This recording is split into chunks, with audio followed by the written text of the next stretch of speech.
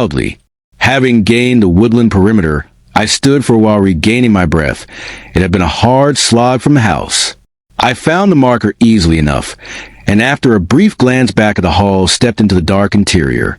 Walking beneath the howling trees, I looked closely for any sign of disturbed ground. Everywhere was covered with fallen branches and thick undergrowth, and I tripped over more than once. Tom's warning about possible mishaps in the storm-blasted place hit home, and I continued very cautiously. I searched fruitlessly for over an hour, and when I finally stopped for a cigarette and some water, I was deep within the forest.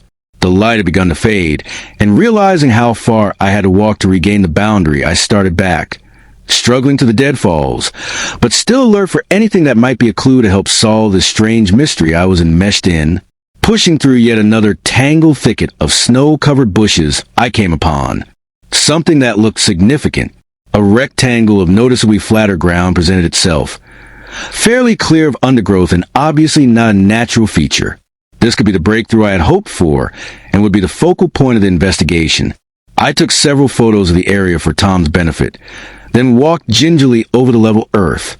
It was frozen solid, and any digging would probably be next to impossible without some warmer weather to assist me.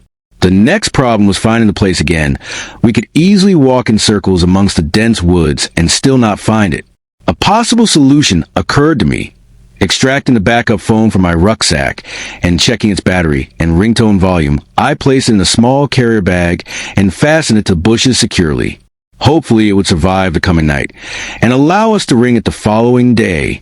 Nearing the forest edge, I once more caught my foot in a tangled clump of broken wood and fell heavily, twisting my ankle and bruising my knees.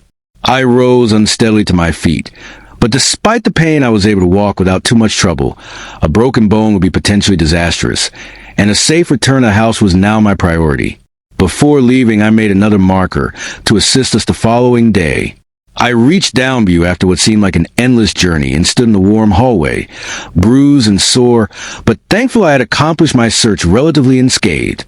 Later, snug in the cozy kitchen with my customary brandy and cigarettes, I rang my friend and brought him up to speed with the latest developments. He was relieved I had escaped any serious repercussions, and praised me for having the courage to undertake the perilous venture at all. He was intrigued with the pictures of the level ground, and felt that this must be the clue that might explain the whole unearthly mystery. The wintry weather in this part of the country was easing, and temperatures were rising, so he was hopeful that in possibly 48 hours he could be with me. A colleague with extensive knowledge and